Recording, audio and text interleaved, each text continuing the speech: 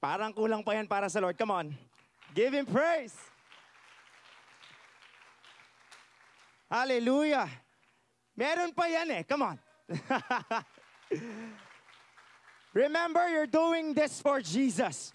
As we speak the name of Jesus, hallelujah, come on, give Him praise. Hallelujah. Alam nyo, sa pagpalakpak pa lang, dapat ramdam na yung power. Ramdam na yung anointing. Because you are giving that to the Lord. Hindi sa akin yan. Sa Lord yan. Come on.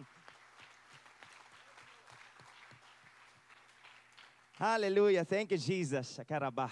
Hallelujah.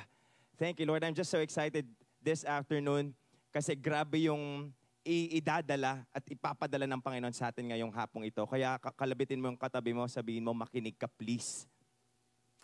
Hallelujah. And speak against and talk at distraction in Jesus' name. Amen. Hallelujah. Hallelujah. Sino dito nag-e-enjoy whenever he worships God? He or she worships God. Ramdam, no? Grabe yung power. Alam nyo, dapat yung worship will always be the language of Christians. Ito yung bagay na ginagawa natin. Hindi lang sa YDC, hindi lang sa second set, hindi lang sa first set, kundi araw-araw kapatid ginagawa mo yung worship. Because I believe God is worthy of your worship. Amen. Hallelujah. You know, this month, actually even last month, we've been talking about being spirit-filled. Sino dito gustong-gusto niya na punong-puno siya ng banal na espiritu? Hallelujah. We've learned, if you're filled with the Holy Spirit, mamumunga ka. Napag-aralan natin yan. Still remember the fruit of the Holy Spirit? Amen, last month. And not only that. Hallelujah. A Spirit-filled Christian, ito pa, hindi lang siya namumunga, kundi empowered din siya. Hallelujah. You are empowered. Tignan mo yung katabi mo, yan yung mukhang empowered kasi puspos yan ng banal na espiritu. Hallelujah. Maniwala ka kapatid. There's power in declaration. I am spirit-filled and I am also empowered. Amen. Unang-una, binuksan ng serye na to, we're empowered to walk in obedience. Hallelujah. Agaya na nag-uusap kami ni Jen kabi, it's right that every day there is obedience. Naniniwala ba kayo doon? Kaya maliit o malaking bagay, merong obedience. Kailangan ang obedience. Hallelujah. And sabi nga, no, nung napag-aralan natin, ito yung bunga ng repentance. Ito yung bunga ng salvation. Ang pagsunod. Pero kuya, mahirap. Oo, mahirap. Kung ikaw lang. Mahirap ito. Undoable. If ikaw lang. Pero dahil alam mo ngayon, napuspos ka ng banal na espiritu, alam mo ngayon, natangan mo yung biyaya ng Panginoon, you are now empowered to obey God. Hallelujah. Nagiging doable. It's not by your might. It's nor by the power that is kala mo sa'yo, but by the Spirit that is at work within you. Amen. Hallelujah. That's why tayong mga Kristiyano, we are always ready to obey. Because His grace is always available. Kapag nakikita mo, mahirap ang pinapasurrender ni Lord, just ask for His grace. Church, YDC, kabataan, His grace is always available. And not only that, His grace is also sufficient. Sapat po ang biyaya ng Panginoon. Kaya sabi sa awit, wala nang hahanapin pa. Wala ka nang nanaisin pa. Kasi yung ibinigay ng Panginoon sa'yo, kompleto na. Kompleto na. Hallelujah. Thank you, Lord. And after that, you're empowered to walk in obedience. And after, you're now empowered to also walk in discernment. Napaka-importante po nito. Discernment is always important. I have this wrong mindset. Akala ko pinipili po ang discernment. Kaya sabi ko, parang ako wala akong gift ng discernment. Hindi po, dapat meron po tayong gift of discernment. Dapat lumalakad tayo sa discernment. Amen. Kasi, bakit? Kasi ang kalaban mahilig manlin lang. One of the fortes of Satan is deception. Without discernment, kapag wala ka po niyan, pwede kang malinlang at pwede kang iwala ni Satan. Akala mo, ginagawa mo pa yung tama. Akala mo, nasa daan ka pa rin patungo sa Panginoon. Patungo sa panghabang buhay ng kaligtasan na ibinibigay ng Lord. Pero without the discernment, unti-unti kang tinatanggal ng kalaban. Pero praise God. If you want discernment, ask God. If you want wisdom, ask God. And He will generously give it to you. Amen. Hallelujah. And right now, grabe. Are you ready? So, you're empowered to walk in obedience. Already na po akong mag-obey. And then, you are also empowered to walk in discernment. Alam mo na yung will ng Lord. Nalalaman mo na yung will ng Lord. You can now distinguish good from evil. And you can cast out, no? And right now, church, a spirit-filled Christian, are you ready? Ready na ba kayo? Are you sure? Ito talaga, take it all in natin to. A spirit-filled life of a Christian is empowered. A spirit-filled Christian is empowered to walk in spiritual authority. Hallelujah. Again, uulitin ko. Ang isang Kristiyanong puspos ng banal na spirito, ang isang Kristiyanong puno ng banal na spirito, ay isang Kristiyano is a Christian who is empowered to walk in spiritual authority. You know, let's put it in facts. Ngayong hapong ito. Alam niyo sa mundong ginagalawan natin, ayan, sa balita, sa nakikita natin sa paligid, sa nababalitaan natin, ano yung nakikita natin? May problema. Ano yung problema? There is a struggle in authority. Dalawang bagay lang yan. Dalawang bagay lang yan. It's either misuse or unused. Misuse, maling paggamit ng authority. Kaya nakikita niyo yung mga iba sa mga politicians natin, iba sa mga kapulisan natin, dahil mali ang paggamit ng authority, nagkakaroon ng matinding kaguluhan. And meron din sa kabilang banda, unused, hindi ginagamit. Nandyan naman pero hindi ginagamit. And ang nakakalungkot na katotohanan, na ngayong araw na to, ngayong hapon na to, i-break natin to, itong katotohanan na pati mga Kristiyano apektado din dito. May mga Kristiyanong hindi nila alam gamitin yung authority. May mga Kristiyanong mali ang paggamit ng authority na ibinigay ng Panginoon. That's why this afternoon, this will be different. This afternoon, we will really see what authority is, what the Bible tells about authority. Thank you, Lord. Thank you, Jesus. Kaya alam nyo, ang daming mga Kristiyano, may iilang mga Kristiyano na lugmok sa buhay, parang hindi congruent, no? Hindi dapat nagkakakonekta, lugmok sa buhay, simply because they don't know the authority that they have in them. The Lord meant for us, God's will, kalooban ng Lord na mabuhay tayo ng masagana. Kalooban ng Lord na may kagalakan ka, kapatid. Kalooban din ng Lord na may kapayapaan ka sa puso. Pero may mga sa atin ngayon, baka meron din ngayon, no? Or even sa mga nakikinig sa online, hindi makatulog sa gabi. Lugmok sa problema. Di ba kalooban ng Lord na malaya ka? Di ba kalooban ng Lord na may kagalakan ka sa puso? Di ba kalooban ng Lord na pinakawalan ka na? Pero bakit ganon? One of the main reasons, we don't know and we don't use the spiritual authority that the Lord has given to us. But today, in Jesus' name, today is the day of salvation. Amen. Today is the day of deliverance. Hallelujah. Sama-sama nating alamin kung ano ang sinasabi ng Panginoon sa authority. Amen. Hallelujah. Sige, let's define authority for us to have a common ground. Ano ba yung authority? This is the power to give orders or make decisions. Ayan, no? May kapangyarihan na magbigay utos or gumawa ng desisyon.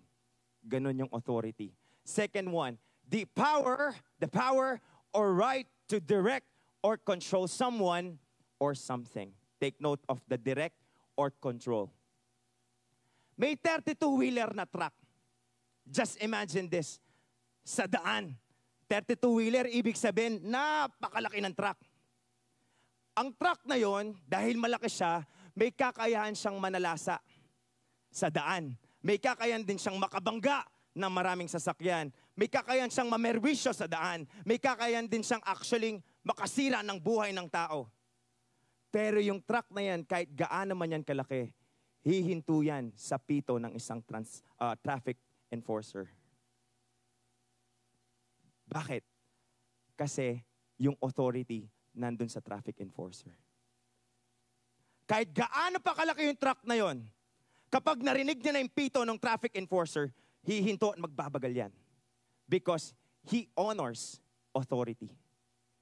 That's how powerful authority is. Sa mundo pa yan, ha? Take a look, mamaya, kung paano sinasabi ng Biblia. The power and capacity to act granted by someone in position or control. Granted. Anong ibig sabihin ng granted? Ibinigay. Ipinagkaloob. Inilaan para sa atin. Remember, one of the best identities, one of the main identities of a Christian is him being an ambassador of Christ. Being a representative of Christ in this world. Kaya nangangahulugan na si Jesus, He has granted us the authority. Amen. Dito sa mundo, as we represent Him, as we become His ambassador. Church, YDC, mga kabataan ngayon, meron kang authority kasi ibinigay ng Lord sa'yo. Amen. Kaya dapat gamitin natin. This is one of His benefits. Pero hindi mo ito magagamit kung hindi mo alam. Sabi ko nga kay Jen baka gabi or in the past few days, inaaral ko to. Alam mo sa benefits sa trabaho, sabi ko sa SSS, Pag-ibig, ano pa ba yan, GSIS, PhilHealth, benefits yan.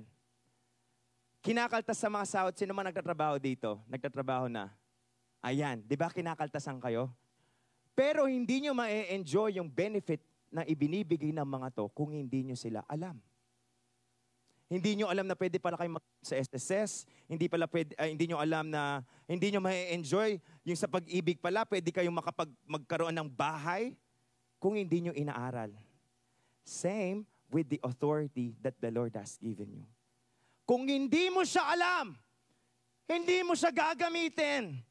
Kung wala kang masyadong alam, hindi mo siya lalakaran. Sayang, kapatid. Ibinigay ng Lord sa atin. Masasayang lang. Pero ngayong hapong ito, sama-sama tayo. Gaya ng sinabi ko kanina, aalamin natin. Amen.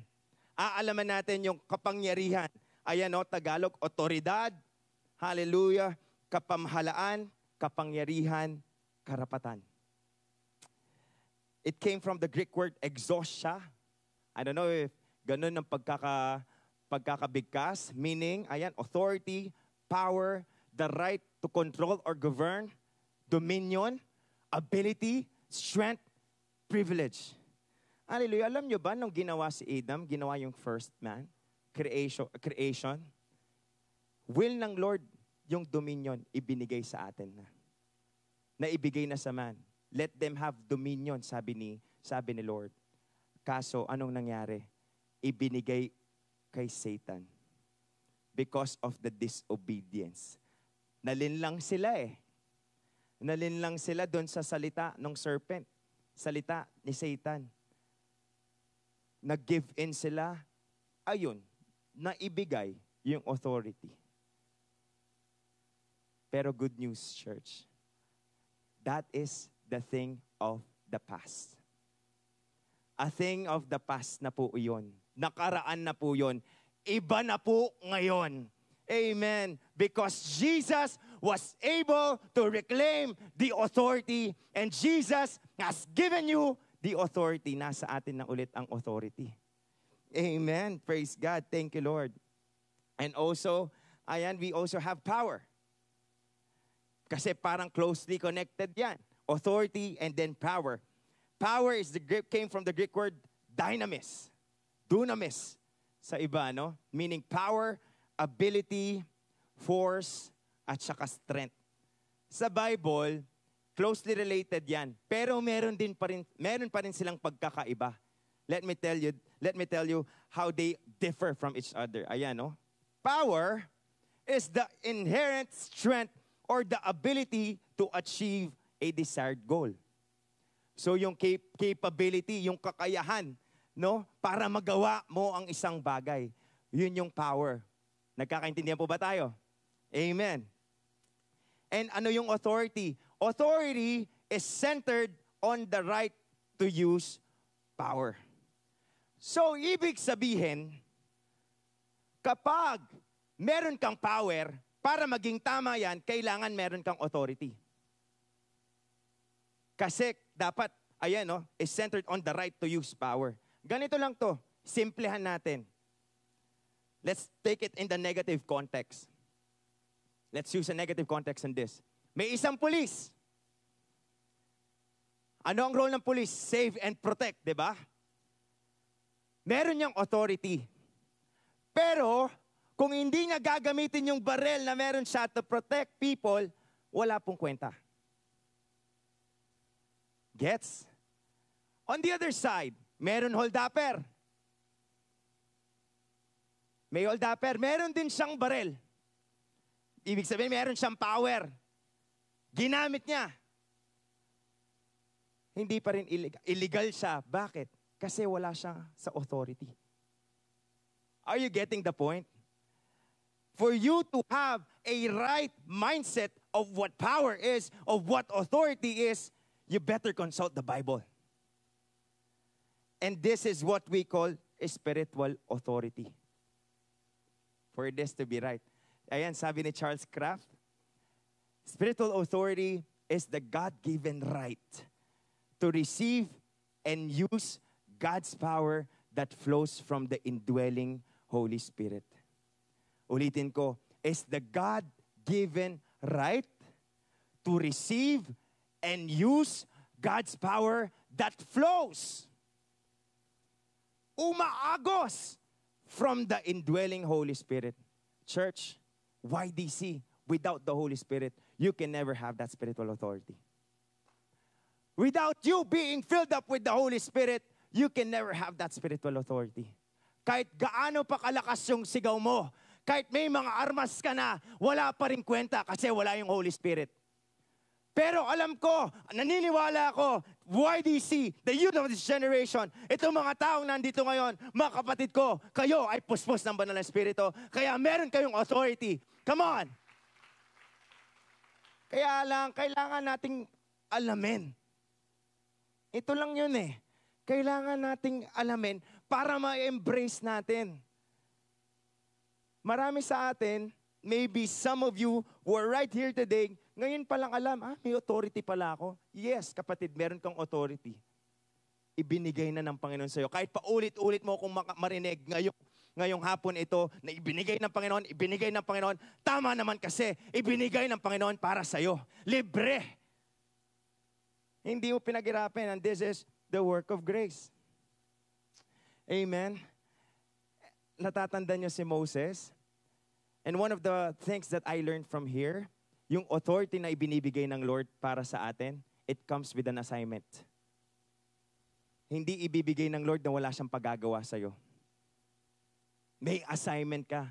Kaya ikaw, kapag linalakaran mo yung assignment, kapag nag-o-obey ka, ginagawa mo yung assignment, tiyak, makikita at mararanasan mo yung authority na binigay ng Lord sa'yo. Remember, Israelites, si Moses, na stuck. Akala nila, in the physical eyes, stuck sila. Nandito yung Egyptians. Hinahabol sila ulit. Tapos nandito yung dagat. Nag-pray siya ka the Lord. Umiiyak siya sa Lord. Anong sabi ni Lord kay Moses? Moses, ba't umiiyak ka dyan? Hindi ba may staff ka? Di ba may tungkod ka? Gamitin mo, sabi ni Lord. para sa atin. Ito yung sinasabi ni Lord. Whenever we cry out to God, isn't it, I have given you the authority already? Why don't you speak to your problem? Why don't you speak to your demons? Because they will follow you because you have the authority of Jesus. Amen? That's why yung kinanta natin dito kanina, I Speak Jesus, there's so much power in that song. There's so much power when we speak the name of Jesus. Hallelujah. Thank you, Lord. And this is not just about feeling. Yung parang, ay, feel ko ngayon, pakiramdam ko ngayon, makapangyarihan ako. Ramdam ko, nangingilabot ako, parang may powers ako. Hindi po ganun yung spiritual authority. It's more than a feeling, and it is also not a personality type. Yung mga dominant, sila lang yung may power, sila lang may authority. Hindi po. Again, basic foundation, spiritual authority, ibinigay na po ng Panginoon sa ating lahat. Amen? Ito din yung isa sa mga mindset na meron ng kabataan eh. Kuya, parang hindi ko kaya yan. Kasi bata pa lang ako. Bago pa lang akong nag-a-attend sa YDC, bago pa lang ako nag-a-attend sa mga CU. Parang hindi para sa akin yan. I tell you, ang authority, hindi para sa pangmatagal. Para pa kahit sa mga bago, yung authority ibinigay na ng Lord. Basta naniniwala ka sa Kanya, kapatid, may authority ka na. Amen? Alam nyo, I'm praying. While I was reading this, I was studying this. Maraming kabataan nga, ang dami yung issue. Ang daming issue. Gaya nung nasabi ko last time that I shared, marami tayong issue. Ano ba yung issue natin sa mental health? Depression, anxiety. Minsan nalulugmok tayo doon. Minsan nakakanti tayo ng kalaban doon. Naaabuso tayo ng kalaban doon. Pero because now, you know the authority, kapag nalaman ni Satan na, itong batang to, alam niya na yung authority, matatakot na siya sa'yo. Dapat ang mga kabataan, kahit kabataan ka pa lang, takot na si Satan sa'yo. Kahit kabataan ka pa lang, paggising mo sa umaga, mangalgal na lari Satan, mangalgal ni Satan and evil forces kasi gising na tong taong to. Itong taong to, alam niya yung authority niya. Amen? Hindi ka na masisila ng kalaban, kapatid, kapag alam mo yung meron kang authority at lalakaran mo yung authority. Wala na yung pag-iiyak mo sa gabi. Wala na yung lugmok-lugmukan paggabi. Kasi papasok pa lang yung temptation, papasok pa lang yung kalaban, sulparit na eh. Kasi balo na, ika ating kang authority at gagamitin mo. Amen? Hallelujah. Thank you, Jesus. Hallelujah. This is our opening verse. Luke 10:19. Take a look at this. Gaya ng maraming beses na sinasabi ko kanina, sinabi sa Luke, sinabi ni Jesus, Jesus personally said this, I have given you authority to trample on snakes and scorpions and to overcome all the power of the enemy. Ulitin ko. I have given you authority to trample on snakes and scorpions and to overcome.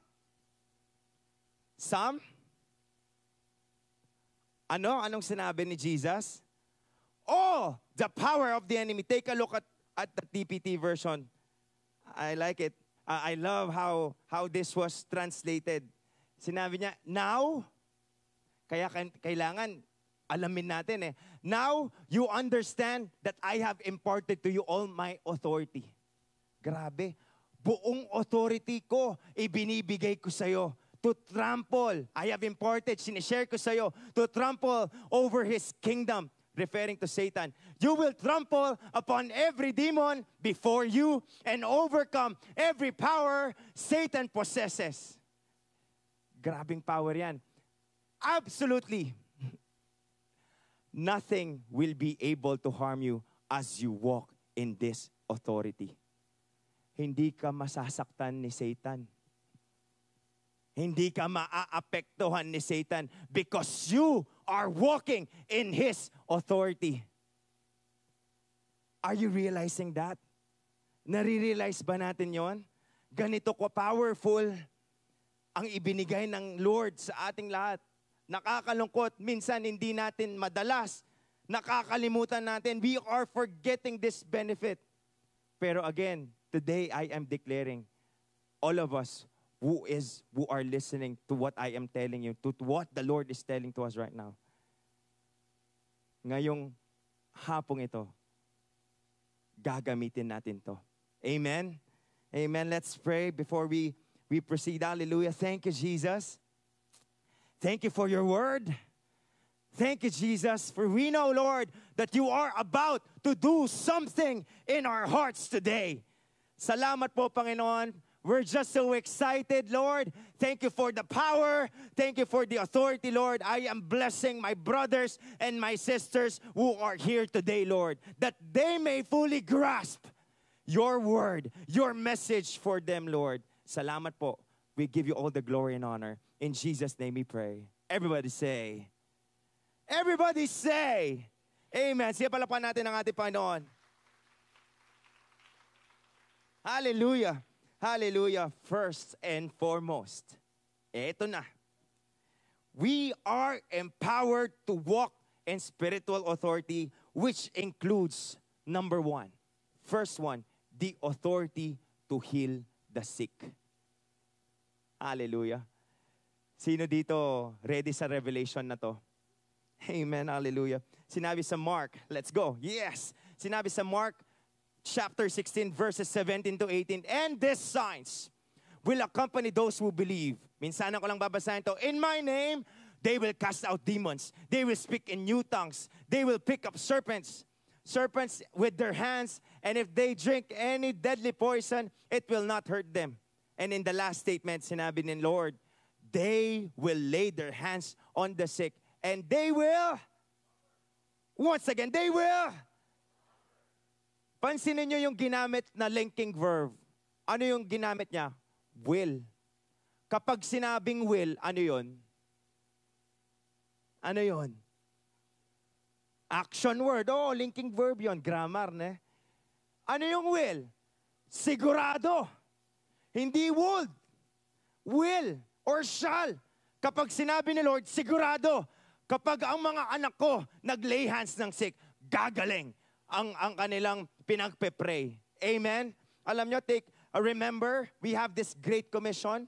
Ano yung Great Commission natin? Go and make disciples. Hindi lang po doon natatapos yun. Kasama po ito sa Great Commission. Akala natin, okay na ako kuya, nakakapag-disciple na akin. That's well and good. Pero kapatid, ngayon, rini-reveal ng Lord sa iyo, sinasabi, hindi pa tapos yung trabaho mo, anak. Ito pa. You will lay your hands on the sick and they will recover. Uulitin ko, you will lay hands on the sick and surely they will recover. Bakit? Bakit? Bakit magre-recover? Nandyan yung authority sa iyo eh. Ibinigay ng Lord sa iyo yan eh. Hindi biro-biro yon. Kaya nagiging posible ito. It's not because of you. Hindi dahil malakas ka magsalita. Hindi dahil maganda yung boses mo. Hindi dahil pogi o maganda ka. Wala po doon.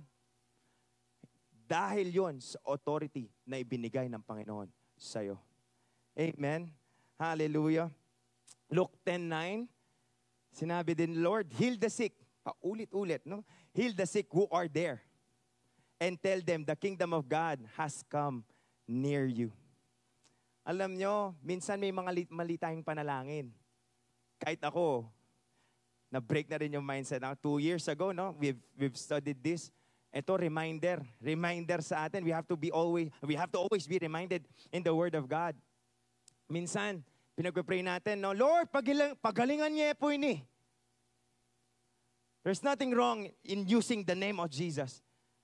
Pero, kinumand na ng Lord sa atin to. Ibinigay niya na ng command sa atin. So, sino na yung gagawa? Sino na po yung gagawa? Tayo.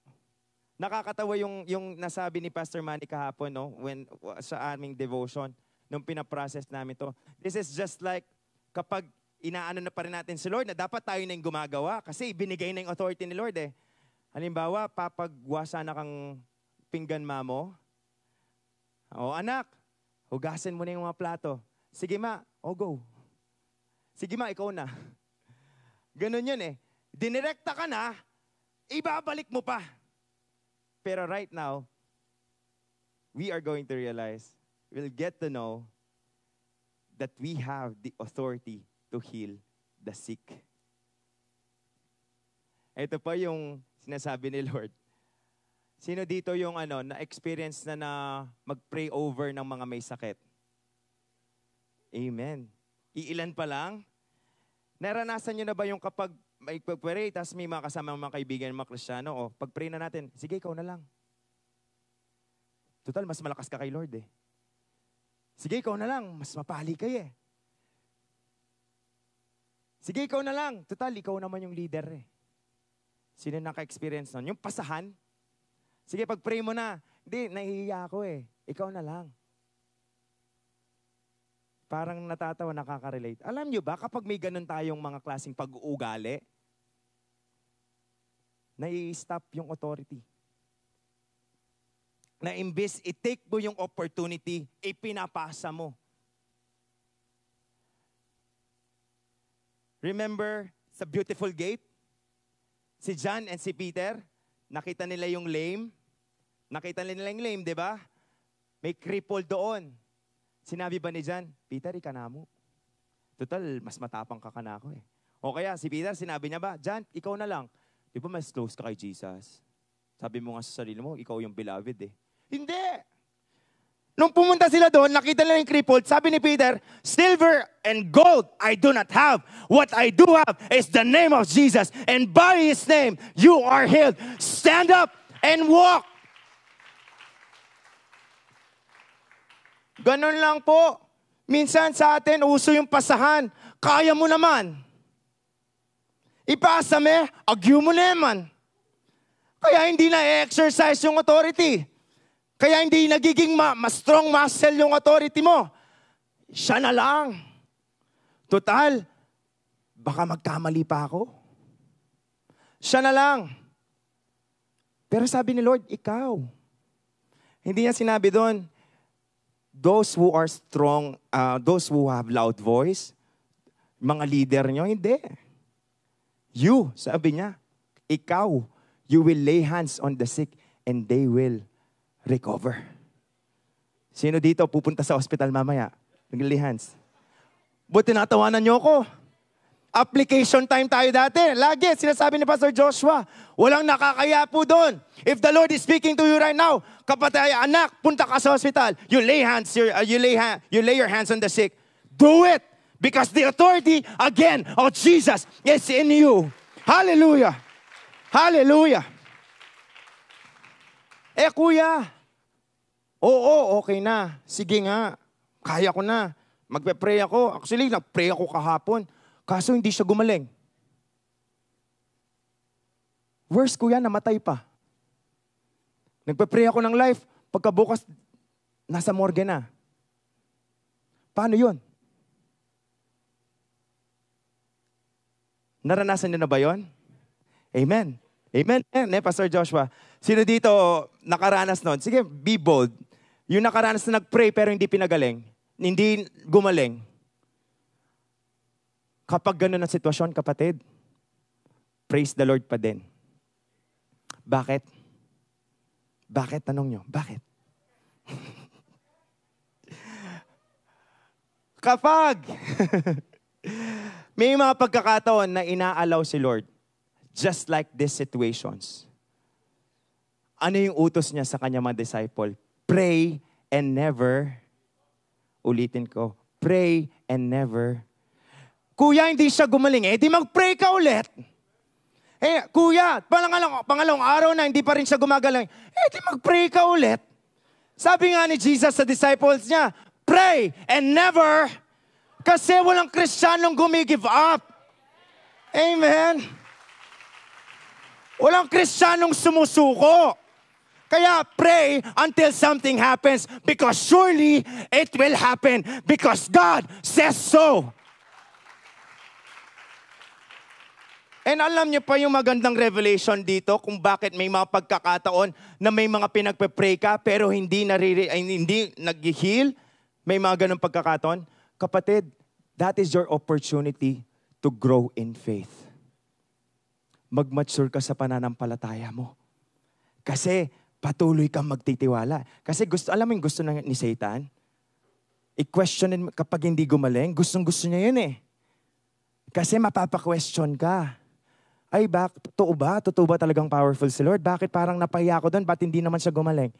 Yun yung gusto ni Satan, mag-question ka sa authority, hindi mo nagamitan yung authority, i-challenge mo yung authority ni Lord. Pero ikaw ngayon, dahil alam mo na opportunity yon para mag-pray ka palalo, mag-grow ka in faith. I don't know if it's written there. This is a powerful revelation. Listen to this. Maturity in faith or growing in faith is so much better than an answered prayer. Growing in faith is more important than answered prayers. Remember, sabi ni Lord kay Moses, Moses, bukas na bukas, nandyan na yung promised land, puntahan mo na. Kaso, ito lang, hindi mo na ako makakasama kasi mapapatay ko yung mga Israelita. Anong sabi ni Moses? Lord, no. Walang kwenta yung promise. Walang kwenta yung answered prayer kung hindi naman kita kasama. And I believe that is faith. Amen. Kung hindi siya gumaling, magpapatuloy ka pa rin. That is faith. You're being sure of what you still don't see. You're being certain of what you are hoping for. That is faith. And without faith, it is impossible to please God. Yung faith mo, kapatid, sabi sa Bible, faith is more precious than gold. Hallelujah. Ito po yun. Whenever we use our authority, nag-grow din tayo sa faith. Hallelujah. If may doubt ka that the Lord desires us to be healthy, you won't use your authority to fight sickness. You won't. Kapag may doubt, hindi mo gagamitin. Alam niyo kilala niyo yung centurion? Naalala niyo yung story ng centurion? My servant is sick. Sabi ng centurion kay Jesus, do you want me to go there? No. Sabi ng centurion, Lord, hindi na po. Just tell the word. Tell the word, and I believe he will be healed. Bakit niya nasabi yun? Naiintindihan niya yung konsepto ng authority. Because the authority, brothers and sisters, is found in the Word of God. Yung authority na meron ka, na ibinigay ng Panginoon sa'yo, hindi mo mahahanap yan kahit saan-saan. Nasa salita ng Panginoon. Nasa Word ni Lord. And the Word of God is hidden in your heart. That's why you have to use your authority. Hallelujah. Again, reminder, ito na pag-aralan na natin din, to be saved is also to be healed. Nung sinave ka ni Lord, kalakip niya yon. You are also healed. Ephesians 2:8-9, for it is by grace you have been saved through faith. And this is not from yourselves. It is the gift of God, not by works, so that no one can boast. Nung linagtas ka ng Diyos, nung nakamtan mo yung salvation, kapatid, pinagaling ka na rin ni Lord. Physical. No, maraming nalito dito, sinabi sa Isaiah, maraming na-confused and praying na tayo. We have this one mind over this. Sinabi ng Isaiah 53, chapter 53, verses 4-5. Surely He took up our pain and bore our suffering. Yet we considered Him punished by God, stricken by Him, and afflicted. But He was pierced for our transgressions. Akala ng marami, yung pinagaling lang ni Lord, spiritual sickness. No. Sinabi nun, by His wounds, last statement, we are healed. Even your physical illness, physical things, mga nararamdaman mo, pinagaling na rin ni Lord nung linagtas ka niya. Amen. Because God's will is for us to be healthy. God's will is for us to be healed. Diba? Linigtas ka ng Lord. Sakit-sakitan ka, gamit na ka ba? Naligtas ka, Paano ka magiging ambassador? Lagi kang nasa kama, nakaratay. Magagamit ka ba? Will you be an ambassador? Will you be an effective ambassador? Surely not. That's why when God saved you, He has already healed you as well. That's why you have to have that mindset. Amen? Hallelujah. And in Psalms, jump lang tayo, no? Sinabi ni David, praise the Lord, my soul, and forget not all His benefits, who forgives all your sins and heals all your diseases. Praise the Lord, all my soul. Ito dapat, do not forget the benefits. Who forgives all your sins. Hindi ka lang niya pinatawad, hindi ka lang niya linigtas, pinagaling ka pa niya sa sickness, sa mga diseases. Can you declare, I am healed? Once again, I am healed. So because of Jesus, palakpan po natin si Lord. Second, we are empowered to walk in spiritual authority, which includes the authority to cast out demons. Ulitin ko lang yung Mark 16, wag ko nang basahin ulit. Sinabi dyan, in my name, they will cast out demons. Sino dito natatakot pa sa mga demonyo? Real talk. Sino dito may takot pa sa mga multo, sa mga demonyo? Wala na. Siyempre, wala na mga aamin. O ako, aamin ako, oo. Natatakot ako. Sa katunayan, dati, sa bahay namin, kasi may balita doon na may nagpakamatay. Kaso, kapag kukuha ko ng tubig paggabi, dadaanan ko yun. Dadaanan ko yun, sigurado. Yung mga kapatid ko, siyempre, mga babae. Kuya, pangkuhan tubig. Bilang panganay, sige, dadaan ako doon. Kung ari, titingin ako, Jesus, Jesus, Jesus. Sinabi ko nga yung Jesus, punong-puno naman ang takot. Hindi po ganun yung authority. Hallelujah. Actually, yung authority, hindi ka makikusap kay Satan. Please, lubayan mo ko. Hindi po ganun. Sawang-sawa na ako, please. Hindi. You know, in authority, linulugar mo kung saan dapat si Satan. Sabi ni Lord, di ba? You have the authority, I've given you the authority to trample on snakes. Alam niyo ba kung anong itsura ng trample? Anong itsura ng trample? Sa paa. YDC, si Satan is under your feet. Hindi mo sa level, is under your feet. And you have the authority to trample him under your feet. Naintindihan niyo ba yun? Hindi natin sa level. He is under your feet. And whenever you say, go away, Satan, he will go because the authority is in you.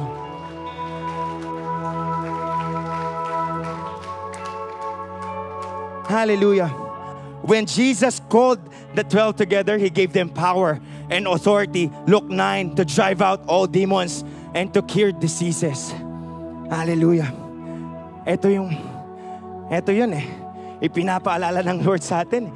Minsan, akala natin napaka-powerful ni Satan, pero ngayon, my DC, this is your time to know that you are more powerful than Satan. May depression, may anxiety, utusan mo yan. Makikinig sa'yo yan. Take a look at this. Luke 10:17. When the 72 disciples, backstory, ito mga 72 disciples, kinuman ng Lord, sige, magkalat kayo, sabi niya. Kumalat kayo, ipakilala niyo sa kanila, win them for me. And then bumalik sila. In Luke 10:17, when the 72 disciples returned, they joyfully reported to Him. Another insight, kapag ginagamit mo yung authority mo, kapatid, punong-puno ka ng kagalakan.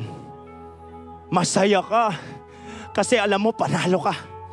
Kapag alam mo yung authority mo, kapag ginagamit mo, linalakaran mo, tiyak yung kagalakan mo, buo. Sinabi nila, Lord Jesus, excited na siguro magbalik la. Jesus, at kami sabyan.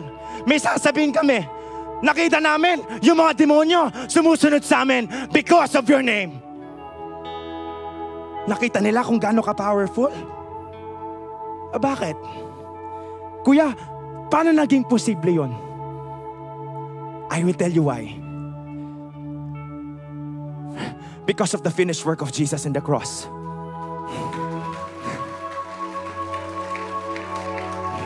Alam niyo yung ginawa ni Jesus? Nung namatay siya, kinuha niya yung ibinigay ni Adan kay Satan. And then, ibinigay niya sa ating mga anak niya. I would like to read Philippians for us to understand. Take a note of this. Listen to my voice. Philippians 2, 6 to 11. He existed in the form of God, yet He gave no thought to seizing equality with God as His supreme prize. Instead, He emptied Himself of His outward glory by reducing Himself to the form of a lowly servant. Hallelujah. He became human. He became like us. He humbled Himself and became vulnerable, choosing to be revealed as a man, and was obedient. He was obedient. Sumunod po siya sa pinapagawa ng Diyos sa kanya. He was a perfect example even in His death. A criminal's death by crucifixion. Kanina tinatanong nyo, Kuya, bakit sumusunod yung demonyo sa pangalan ng Panginoon? Eto po to. Take hold. Take hold of this word. Be encouraged of this word. Are you ready? Are you ready? Because of that obedience, God exalted Him and multiplied His greatness. He has now been given the greatest of all names. Ito pa to. The authority of the name of Jesus causes every knee to bow in reverence. Everything and everyone will one day submit to this name. In the heavenly realm, sa langit. In the earthly realm, dito. Hindi lang yon. In the demonic realm, kahit sa impyerno. And every tongue will proclaim in every language, Jesus Christ is Lord. Jesus Christ is Lord. The veil to be hey. We silence the voice of sin and grace. But heaven the praise of your name. For you are raised to life. Death could not hold you. The veil to before you.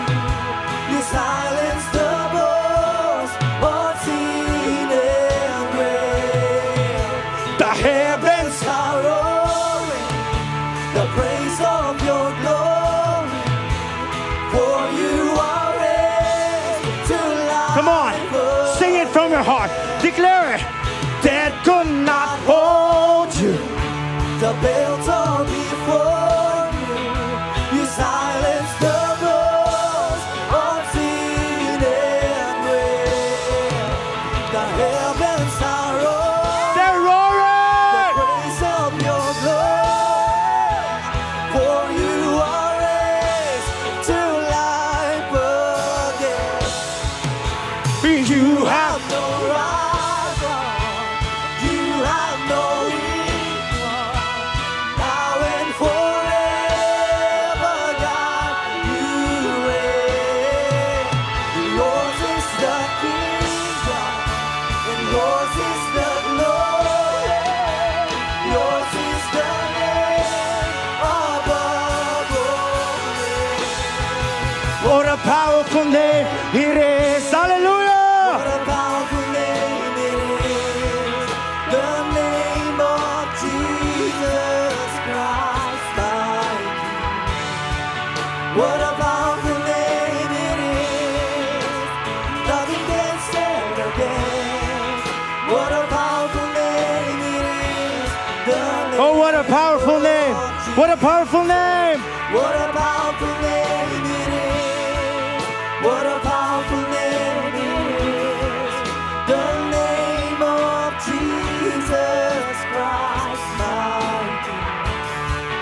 What a powerful name it is, nothing can stand against.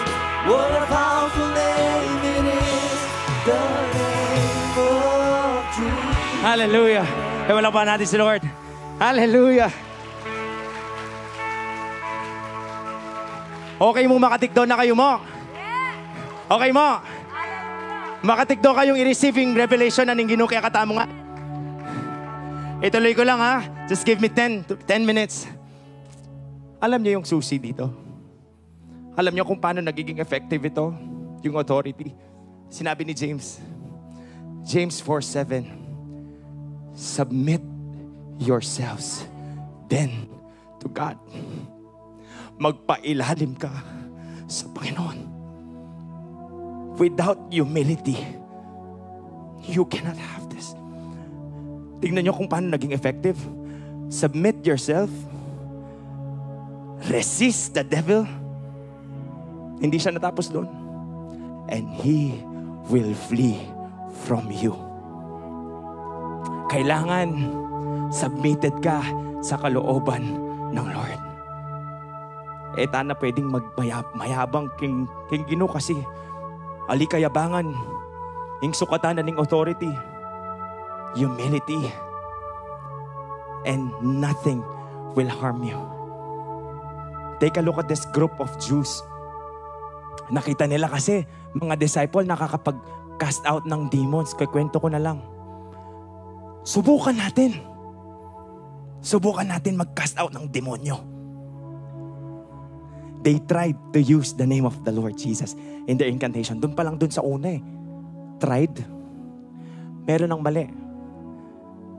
Sabi nila, the seven sons of Sceva, one time, paulit-ulit, siguro hindi nagiging effective eh.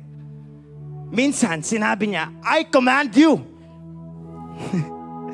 I command you. Sinabi na siguro, I command you in the name of the Lord Jesus. When Paul preaches to come out, inuutusan kita, demonyo. Umalis ka sa pangalan ng pinipreach ni Paul. Sumagot yung demonyo. Sinabi niya, kilala ko si Jesus. Uy, si Paul na sinasabi mo, kilala ko din. Sino ka? Sino kayo? Ano yung problema? Wala silang right relationship sa Panginoon. Kapatid, kung hindi tama yung relasyon mo sa Diyos, hindi mo ma-enjoy yung authority na ibinigay niya sa iyo. We have to be right in God's eyes. And the relationship is always open for us. Baka ngayon, meron sa atin, sabi ko nga kanina, bugbog ng kalaban. Ito na yung araw mo, kapatid. Make your relationship right with Jesus and the demon will obey you. Hallelujah. Are you ready for the last one? Ready na kayo sa last one? We are empowered to walk in spiritual authority, which includes, are you ready? Which includes the authority to overcome the world! Ay, parang hindi nila narinig. Isa pa. Tayong lahat, magmula doon, hanggang doon. You are empowered to walk in spiritual authority, which includes the authority to overcome the world.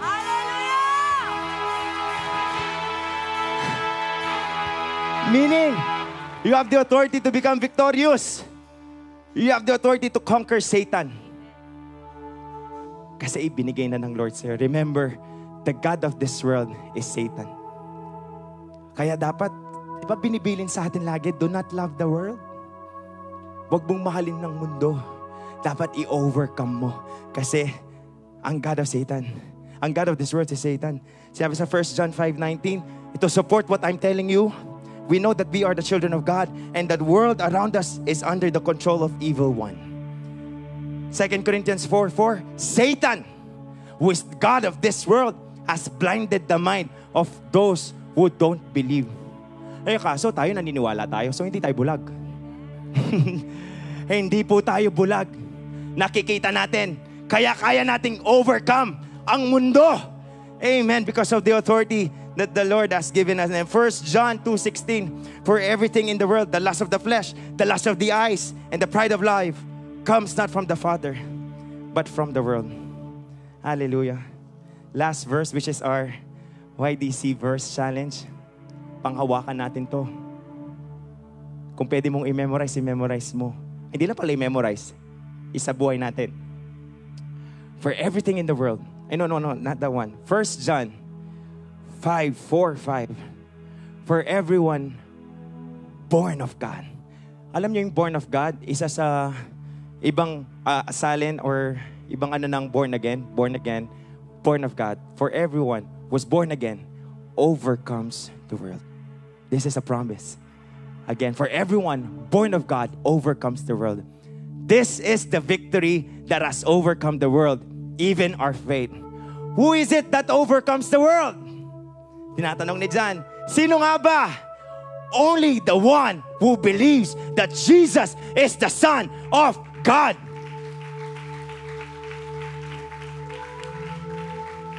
Hallelujah. Hallelujah. Praise you, Jesus. Kung alam mo sa sarili mo na nagtitiwala ka at naniniwala ka sa Panginoon, kapatid, malalagpasan mo yung mundo. Malalagpasan mo yung buhay na nandito ka. Dahil nandyan yung authority na ibinigay, pinagkaloob na ng Panginoon sa atin. We will review. Empowered to walk in spiritual authority. We have the authority to heal the sick.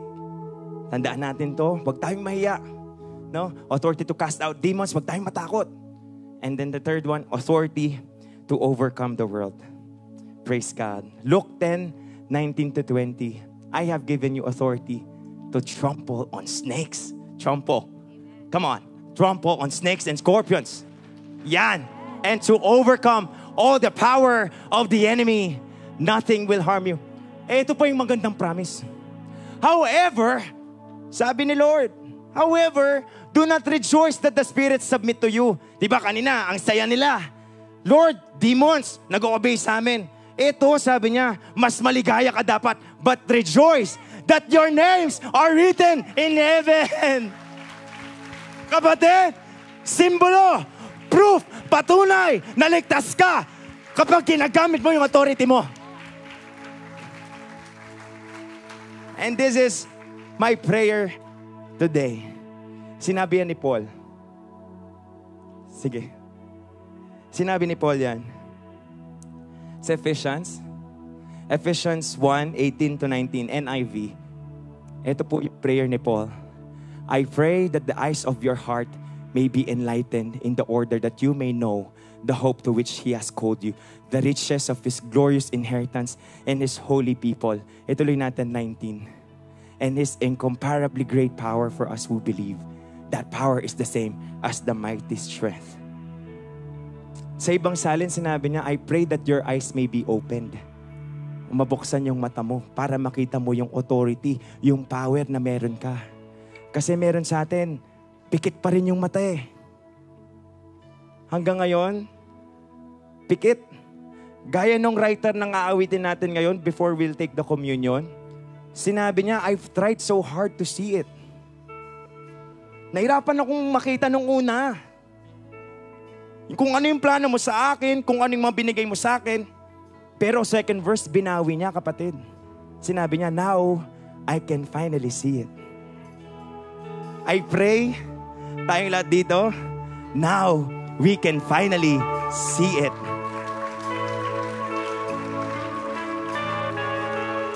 Para kapatid, buong buo, matatanggap mo yung sinabi ni Lord that you are more than conquerors. You are more than overcomers. Before we take this communion, we will sing this. The title is Champion.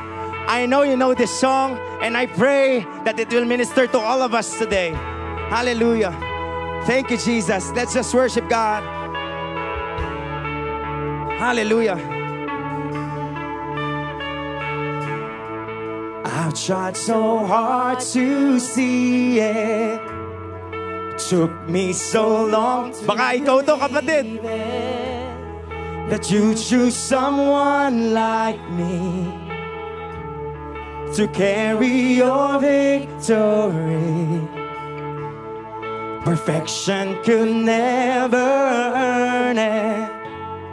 You give what we don't deserve it. You take the broken. Hallelujah, praise Jesus. And raise them to glory. Hallelujah, we declare you are my champion. Oh Lord. Giants fall when you stand undefeated. Every battle you've won. I am who you say I am. You crown me with confidence. I am seated in the heavenly place, undefeated, with the one who has conquered it all. Eto na to. In Jesus' name, now I can finally see it. You're teaching me how to receive the authority. So let all the striving. One more. Once again. This is my victory. In Jesus' name, hallelujah.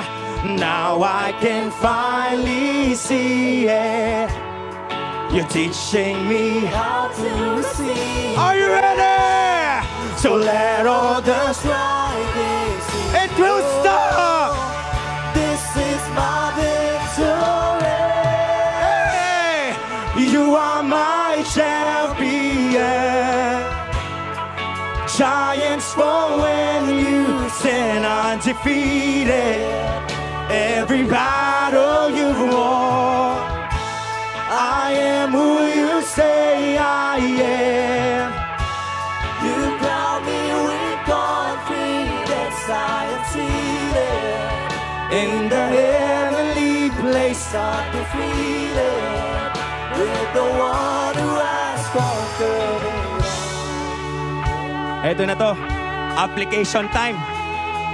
Application time na to. Shakayara baba bakandara shakyara. Oh yeah yeah yeah yeah. Shakyara baba.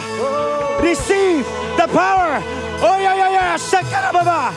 Oh yeah yeah. Shakyara baba. When I lift my voice and shout, every wall comes crashing down. I have the authority. Jesus has given me.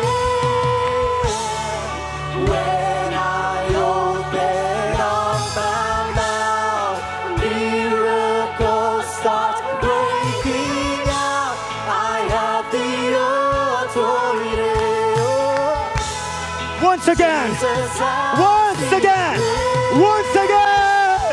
When I lift my voice and shout, every wall comes crashing down.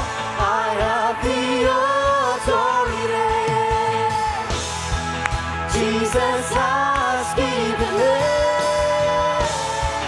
When I open up my mouth, miracles start breaking out.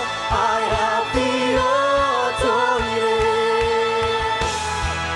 Jesus has. All together, we say, you are my champion. Giants fall when you stand undefeated. Every battle you won. I am who you say I am. You crown me with confidence. Hallelujah. Hallelujah. In the heavenly place, undefeated, with the one who has conquered. Meron lang akong isang tanong sa inyo sa lahat ng mga narinig natin. Sinong hindi na matatakot sa mga demonyo? Sinong hindi na matatakot kay Satanas? Alam niyo ba, praise God for that anointing and powerful message na na-receive natin ngayon. Kagaya na sinabi ni Kuya AJ, it's the application that counts. Yung application natin kung paano natin ipapamuhay.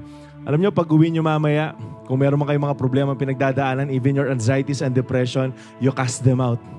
Palayasin niyo, huwag niyong tanggapin. Huwag niyong kaibiganin yung sakit. You have that authority, you use it. Gamitin natin to. And alam niyo ba, bakit naging possible lahat ng yon? It's because of Jesus. You can heal the sick. You can heal yourself as well. Pwede. If we can declare healing to other people, you declare healing to yourself.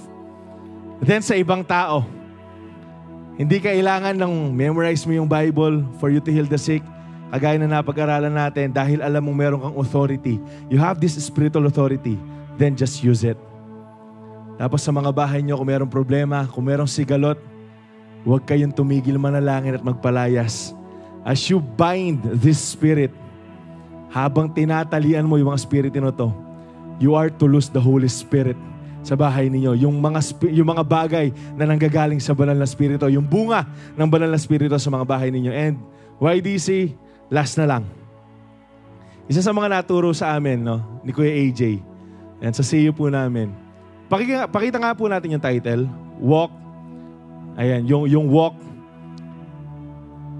empowered to walk in spiritual authority. Alam niyo ba yung walking daily matter na ginagawa natin? Yung paglalakad, araw-araw ginagawa natin. And even itong bagay na tinuro sa atin ng Panginoon ngayon, dapat daily ginagawa natin. Dapat araw-araw pinangahawakan natin. Araw-araw nilalakaran natin. Bakit? Para hindi po magkaroon ng puwang sa atin si Satan.